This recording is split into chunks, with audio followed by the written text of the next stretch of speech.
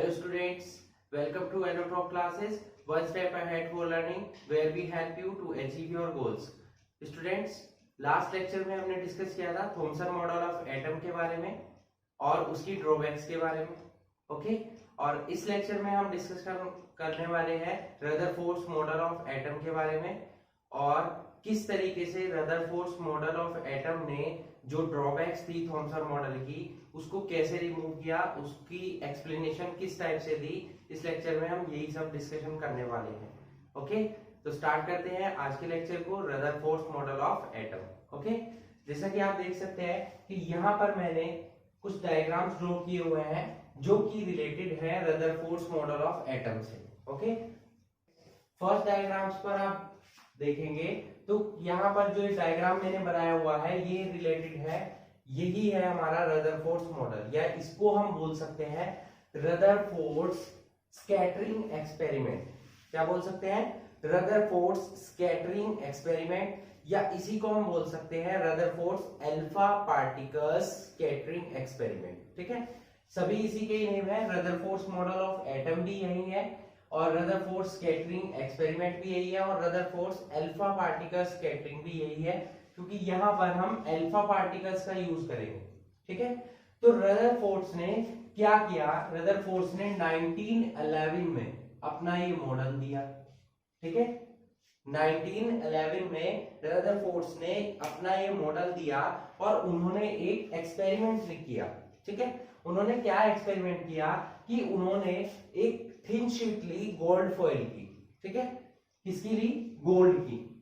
ये यहां पर आपको जो दिखाई दे रहा है ये स्ट्रेट लाइन, ये है थिन फॉइल ऑफ गोल्ड.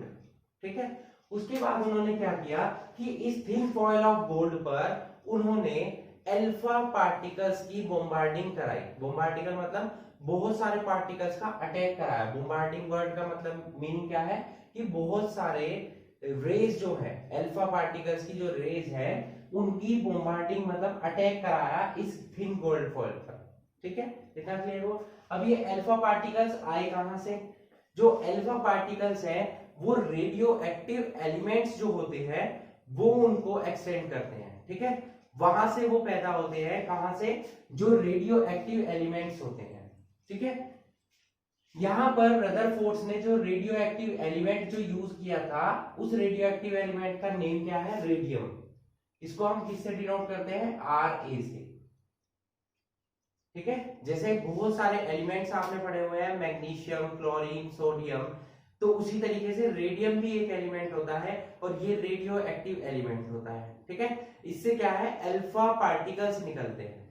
अब अल्फा पार्टिकल्स क्या होते हैं?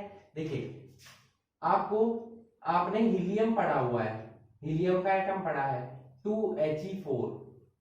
ठीक है, हीलियम का एटम पढ़ा है आपने 2He4, जिस पर कि 2 पॉजिटिव चार्ज होता है, मतलब कि 2 तो इसका एटॉमिक नंबर होता है और 4 इसका क्या होता है? Mass number. 2 इसमें क्या होते हैं? नंबर ऑफ प्रोटॉन्स, और 2 ही क्या होते हैं? Number of neutrons. इन्हीं को हम क्या बोलते हैं? अल्फा पार्टिकल्स बोलते हैं. क्या बोलते हैं? Alpha particles. Alpha particles. Clear हुआ इतना? अब उन्होंने क्या किया कि यहां पर एक ब्लॉक ऑफ लेड लिया, लेड का एक ब्लॉक लिया और उसके बीच में क्या किया? उन्होंने एक रेडियम को फिक्स कर दिया. जब उन्होंने हीटअप किया इसको तो यहां से क्या हो गया कि यहां से रेज निकलनी स्टार्ट हो गई. कौन सी रेज होती है? वो अल्फा रेज होती है. ठीक है, कौन सी रेज होती है? अल्फा रेज, जो कि किसके मिलकर बनी होती है? हीलियम एटम से मिलकर बनी होती है. ठीक है, तो यहां से जब वो अल्फा पार्टिकल अल्फा रेज निकली तो उन्होंने क्या किया? यहां से इन अल्फा रेज को, बहुत सारी अल्फा रेज आ रही थी, तो उन रेज को क्या किया? ये 2 स्लिट्स रखी हुई हैं. स्लिट्स का मतलब पट्टियां रखी हुई हैं. ठीक है, इन दोनों के बीच से उन्होंने इसको गुजारा. अब ऐसा उन्होंने क्यों किया? ऐसा इसलिए किया ताकि जितनी भी अल्फा रेज जो अलग अलग डायरेक्शन में जा रही थी वो सभी एक रे की फॉर्म में आ जाए, मतलब एक ही जगह पे वो फोकस हो जाए.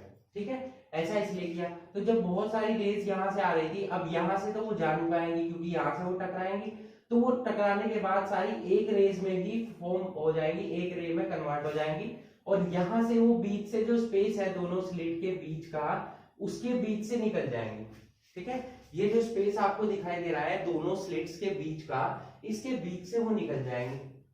अब निकलने के बाद क्या होगा, इसके सामने यहां से निकली है अल्फा रेज और इनके सामने क्या है, ये स्लिट रखी हुई है, ठीक है। स्लिट से निकलने के बाद ये जो सामने यहाँ पर गोल्ड फॉइल रखी हुई है, इससे जाकर वो टकराएंगी, ठीक है। अब इस गोल्ड फॉइल को कवर अप किया हुआ है किससे, सर्कुलर जिंक सल्फाइड स्क्रीन से। किससे, सर्कुलर जिंक सल्फाइड यानी कि ZnSS, ठीक है। जिंक सल्फाइड किसको बोलते हैं, ZnS को। इसके चारों तरफ जो स्लिट है गोल्ड फॉइल की, जो गोल्ड की जो फॉइल है, इसकी चारों तरफ क्या लगा हुआ है, सर्कुलर जिंक सल्फाइड स्क्रीन लगी हुई है। क्या इसका यूज है, अभी आगे पढ़ने वाले हैं। तो यहां से जब अल्फा रेज इस गोल्ड फॉइल से टकराएंगी तो जितनी भी अल्फा रेज है वो टकराने के बाद क्या हो जाएंगी, डिस्ट्रैक्ट होकर यहाँ पर ये जो जिंक सल्फाइड की स्क्रीन आपको दिखाई दे रही है, एक पर्दा दिखाई दे रहा है, इससे जाकर टकराएंगी अलग अलग डायरेक्शन में, ठीक है। और जिंक सल्फाइड से टकराने के बाद ये यहाँ पर फ्लोरेसेंस डेवलप करेंगे। फ्लोरेसेंस मैंने आपको लास्ट लेक्चर में पढ़ाया था कि फ्लोरेसेंस क्या होता है, चमक उत्पन्न करेंगी एक, ठीक है। अब चमक उत्पन्न करेंगी तो जितने भी अल्फा रेज है वो टकराने के बाद अलग अलग डायरेक्शन में मूव हुए, ठीक है। कुछ तो स्ट्रेट जाकर टकराए यहां से, ज्यादातर मींस अप्रोक्सीमेट 99.9% पार्टिकल जो है वो सीधे आने के बाद स्ट्रेट फॉर्म में यहां जाकर टकराए, बिल्कुल सामने की साइड, ठीक है। और बाकी जो 0.1 पार्टिकल्स है, 0.1% पार्टिकल्स है, उनमें से कुछ स्मॉल एंगल पर डिस्ट्रैक्ट हुए, जैसे कि ये स्मॉल एंगल है, ये स्मॉल एंगल है, और कुछ जो है लार्ज एंगल पर डिफ्लेक्ट हुए। और मैं बहुत ही कम यानी कि अप्रोक्सीमेट 10,000 में 1 पार्टिकल या अप्रोक्सीमेट 12,000 में 1 पार्टिकल जो है वापस डिफ्लेक्ट हुआ, deflected back through 90 degree angle. 90 degree से ज्यादा के एंगल पर क्या हो गया, वो डिफ्लेक्ट हो गया, जैसे कि आपको ये दिखाई दे रहा है। ये होगा क्या कि अप्रोक्सीमेट 10,000 या 12,000 में कोई भी एक ही पार्टिकल होगा, बहुत ही मिनिमम पार्टिकल, ठीक है, यहां जाकर टकराएगा। क्लियर हुआ इतना। ये तो था रदरफोर्ड एक्सपेरिमेंट। दोबारा से मैं एक्सप्लेन कर देता हूं कि ब्लॉक ऑफ लेड के बीच में उन्होंने क्या करा, रेडियम एटम को रखा। रेडियम एटम क्या होते हैं, रेडियो एक्टिव एलिमेंट्स होते हैं जिनसे कि अल्फा रेज निकलती है। अब ये जो अल्फा रेज निकल रही थी, इन सभी को एक पॉइंट रे में कन्वर्ट करने के लिए उनको क्या किया, सभी अल्फा रेज को 2 स्लिट्स के बीच में से उन्होंने गुजार दिया, जिससे कि अल्फा रेज यहां जाकर एक पॉइंट में कन्वर्ट होगी, एक रे में कन्वर्ट होगी। उसके बाद क्या हो गया कि इस अल्फा रे को इन्होंने इसके सामने जो ये आपको दिखाई दे रही है गोल्ड फॉइल, इससे जाकर जब वो टकराती है तो वो डिस्ट्रैक्ट हो जाती हैं, ठीक है, अलग अलग डायरेक्शन में मूव हो जाती हैं। तो ये जो जिंक सल्फाइड का सर्कुलर स्क्रीन है, इससे जाकर वो टकराती है और यहाँ पर चमक उत्पन्न करती है, फ्लोरेसेंस डेवलप करती है, ठीक है। तो most of the approximate 99.9% particles are strike at 1 point, ठीक है। जितने भी 99.1 पार्टिकल्स हैं, 99.9% पार्टिकल्स है, वो इस पॉइंट पर आकर स्ट्राइक करते हैं। बाकी रिमेनिंग 0.1 पार्टिकल्स जो हैं वो क्या करते हैं, वो स्मॉल एंगल्स पर स्मॉल डिफ्लेक्शन करते हैं या लार्ज एंगल्स पर जाकर डिफ्लेक्शन करते हैं। और बहुत ही मिनिमम पार्टिकल या अप्रोक्सीमेट 1 पार्टिकल जो है वो डिफ्लेक्ट होता है बैक साइड में 90 डिग्री से ज्यादा के एंगल पर, ठीक है। ये नेक्स्ट चलते हैं students, Rutherford's alpha particle scattering experiment के थ्रू रदरफोर्ड्स ने जो कंक्लूजन निकाले वो क्या क्या थे। देखिए, पहली बात उन्होंने क्या देखा था कि जितने भी अल्फा रेज यहां आकर इस गोल्ड फॉइल से टकरा रही हैं, उसके बाद वो सीधा एक पॉइंट पर स्ट्राइक कर रही है। 99.9% particles are strike at the straight point, okay, यहां जाकर वो स्ट्राइक कर रही है। इसका मतलब क्या हुआ कि जितने भी अल्फा रेज हैं वो सीधी निकल रही हैं, ठीक है। सीधी निकलने का मतलब क्या हो गया कि यहां पर जो ये पार्ट दिखाई दे रहा है आपको, एटम का जो पार्ट है, क्योंकि जब बहुत सारी रेज सीधा निकल रही है, इसका मतलब क्या हो गया कि उन्होंने क्या निष्कर्ष निकाला इससे कि most of the part of the atom is vacant, ठीक है। एटम का ज्यादातर जो पार्ट है वो खाली है। देखिए, पार्ट खाली होगा तभी तो उससे लाइन रेज स्ट्रेट निकल जाएंगी, कोई उन्हें डिस्ट्रैक्ट नहीं करेगा। ठीक है, क्लियर हुआ इतना? फर्स्ट कंक्लूजन उन्होंने क्या निकाला, that most of the part of the atom is vacant. Clear हुआ फर्स्ट पॉइंट। सेकंड पॉइंट उन्होंने क्या कहा कि अब उन्होंने क्या देखा कि यहां से जाने के बाद, टकराने के बाद कुछ जो पार्टिकल्स हैं वो स्मॉल एंगल पर डिफ्लेक्ट हुए और कुछ जो पार्टिकल्स हैं वो लार्ज एंगल पर डिफ्लेक्ट हुए। अब ध्यान दीजिएगा यहाँ पर कि जो अल्फा पार्टिकल्स होते हैं इन पर कैसा चार्ज होता है, इन पर चार्ज होता है पॉजिटिव चार्ज। कैसा चार्ज होता है? Positive charge. अब जब इन पर पॉजिटिव चार्ज है और ये यहाँ पर डिफ्लेक्ट हुए हैं, डिफ्लेक्शन कब होता है? जब दो सेम चार्जेस मिल रहे हो या दो सेम चार्जेस एक दूसरे से अटैच हो रहे हो, अटैक कर रहे हो। ठीक है, तो इस पर पॉजिटिव चार्ज है तो इसको डिस्ट्रैक्ट कौन करेगा? इसको डिस्ट्रैक्ट कौन करेगा? पॉजिटिव चार्ज करेगा। अगर यहाँ पर नेगेटिव चार्ज होता तो ये दोनों मिलकर एक दूसरे को न्यूट्रल कर देते, क्योंकि पॉजिटिव और नेगेटिव मिलकर न्यूट्रल हो जाते हैं। बट यहाँ पर ऐसा नहीं हुआ। यहाँ पर क्या हुआ कि पॉजिटिव चार्ज जो है वो डिफ्लेक्ट हो गया, अलग अलग एंगल पर टकराने के बाद मूव करता है वो। इसका मतलब क्या हुआ कि ये जो डिफ्लेक्शन हो रहा है वो किसकी वजह से हो रहा है? ये पॉजिटिव चार्ज है। इसका मतलब क्या हुआ कि यहाँ पर भी क्या है, एटम में पॉजिटिव चार्ज प्रेजेंट है। क्या प्रेजेंट है? पॉजिटिव चार्ज प्रेजेंट है। मतलब एटम के अंदर जो है सब जगह पॉजिटिव चार्ज ही प्रेजेंट है, ये बताया रदरफोर्ड ने। ठीक है, उसके बाद नेक्स्ट पार्ट देखेंगे, जब वो टकराने के बाद, ये तो बात हो गई कि वो स्मॉल एंगल और लार्ज एंगल पर डिफ्लेक्ट हो रहा है। इसका मतलब क्या हुआ, that positive charge is present in the most of the part of atom. ठीक है, एटम के पूरे सर्कुलर पार्ट में क्या प्रेजेंट है? पॉजिटिव चार्ज प्रेजेंट है, क्योंकि पॉजिटिव चार्ज ही पॉजिटिव चार्ज को डिफ्लेक्ट करेगा। और अल्फा पार्टिकल पर पॉजिटिव चार्ज, इसका मतलब क्या हुआ, उसे किसने डिफ्लेक्ट किया होगा? पॉजिटिव चार्ज ने। इसका मतलब क्या हुआ कि एटम में ज्यादातर जो मोस्टली जो भी पार्ट है अंदर की तरफ वो सभी पॉजिटिव चार्ज है।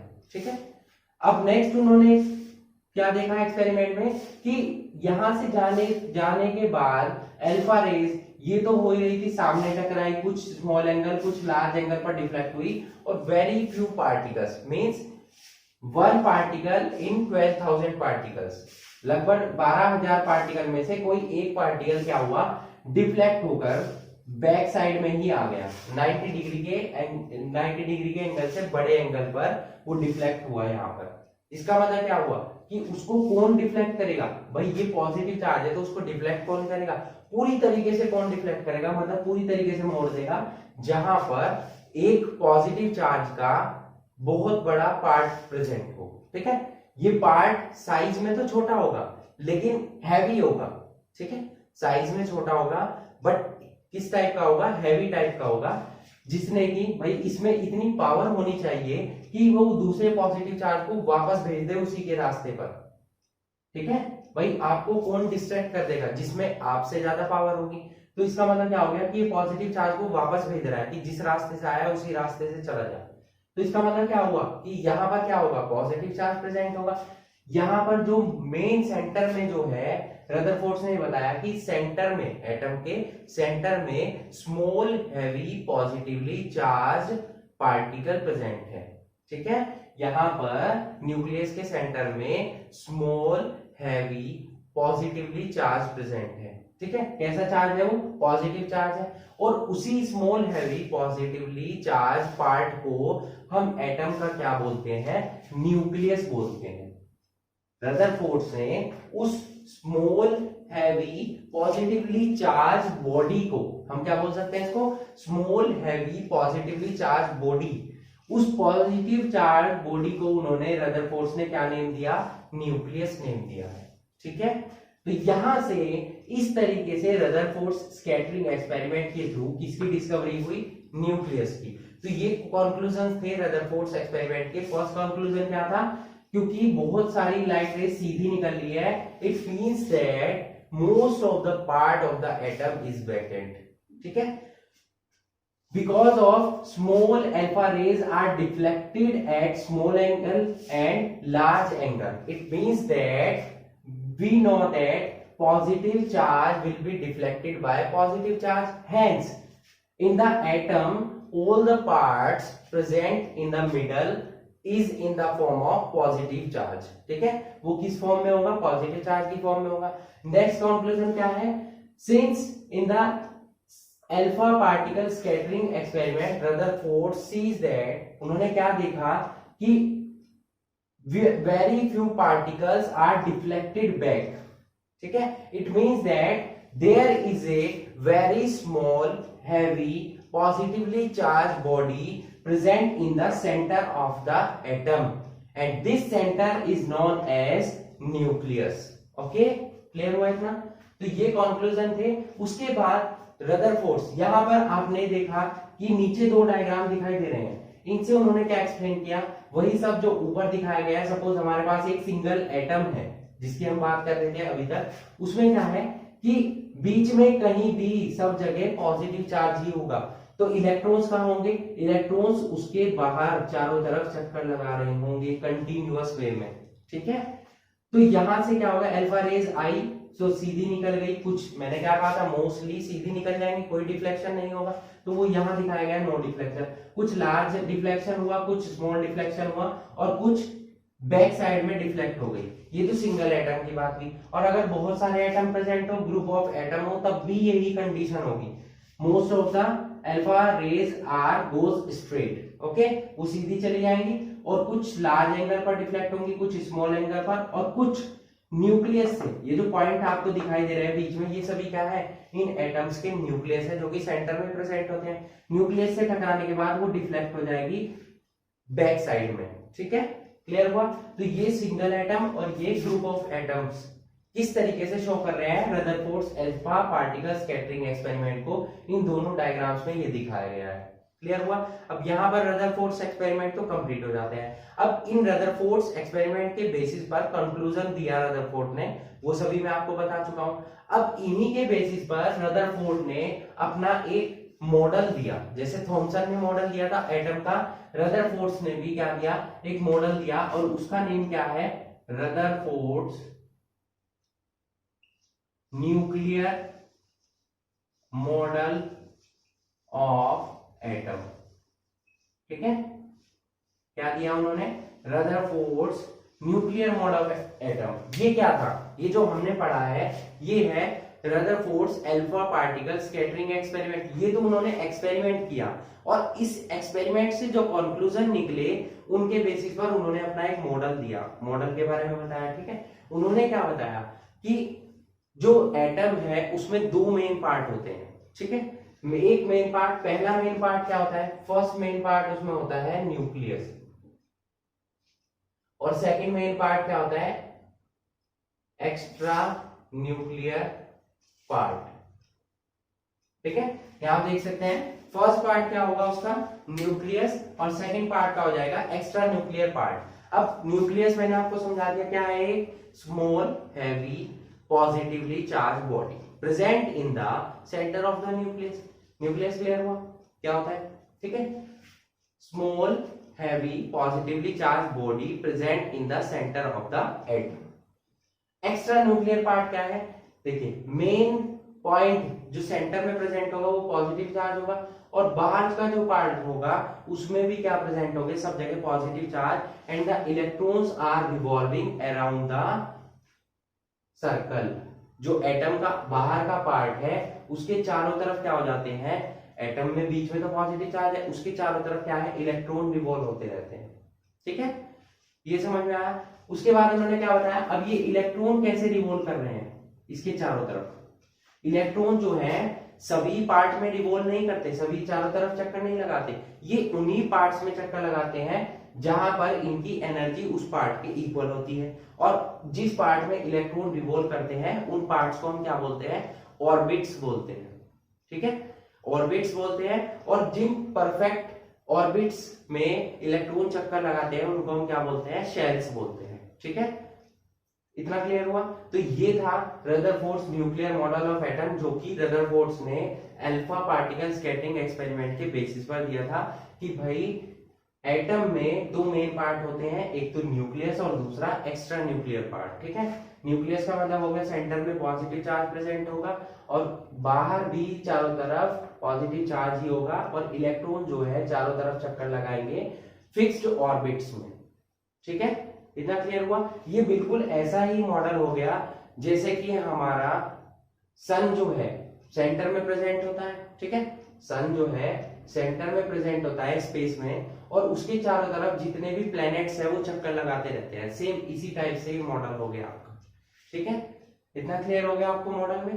तो यहाँ पर जो रदरफोर्ड स्कैटरिंग एक्सपेरिमेंट है स्टूडेंट्स वो यहाँ पर कंप्लीट हो जाता है। तो आप इन डायग्राम्स को नोट कर लीजिए, ओके, और इन्हें ड्रॉ कर लीजिए। और जो जो पॉइंट्स मैंने आपको बताए हैं रदरफोर्ड स्कैटरिंग एक्सपेरिमेंट से रिलेटेड कि किस तरीके से रदरफोर्ड ने एक्सपेरिमेंट किया और उन्होंने जो ऑब्जर्वेशन की उनके थ्रू उन्होंने जो कंक्लूजन निकाले वो कंक्लूजन्स क्या है और उन कंक्लूजन्स के बेसिस पर उन्होंने जो मॉडल दिया है Rutherford nuclear model of atom उसमें क्या क्या इंपॉर्टेंट पॉइंट्स हैं वो सभी आपको नोट करने हैं। ठीक है, क्लियर हुआ इतना?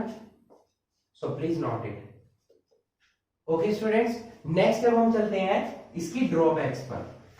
भाई रदरफोर्ड ने एक मॉडल दिया है, उसकी फीचर्स तो हम पढ़ चुके हैं, लेकिन अब हमें क्या पढ़ना है उसकी ड्रॉबैक्स। जैसे मैंने आपको लास्ट लेक्चर में थॉमसन मॉडल पढ़ाया था, थॉमसन मॉडल की कुछ ड्रॉबैक्स थी। ठीक है, उसी तरीके से थॉमसन मॉडल की ड्रॉबैक्स को किसने रिमूव किया? रदरफोर्ड मॉडल ने। ठीक है, उसी तरीके से रदरफोर्ड के मॉडल में भी ड्रॉबैक थी। क्या ड्रॉबैक थी? अब देखिए ये हमारे पास पॉजिटिव चार्ज प्रेजेंट है सेंटर में, इसके चारों तरफ मैंने आपको बताया कि इलेक्ट्रॉन जो है रिवॉल्व करते रहते हैं इस टाइप से।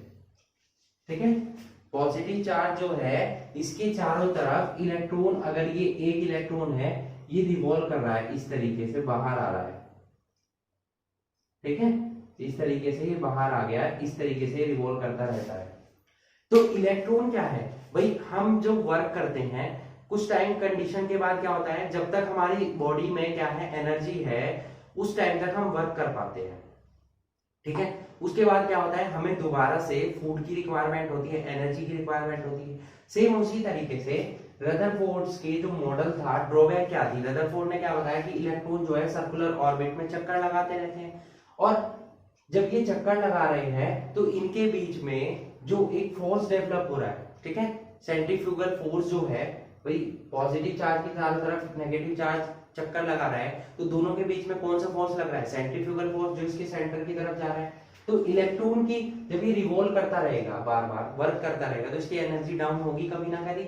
तो जब कभी ना कभी इनकी एनर्जी डाउन होगी तो ये इलेक्ट्रॉन जो है वो किस पर जाकर गिर जाएगा? न्यूक्लियस पर, और न्यूक्लियस क्या हो जाएगा? डिस्ट्रॉय हो जाएगा। ठीक है, लेकिन ऐसा पॉसिबल नहीं है, ऐसा कभी नहीं होता है।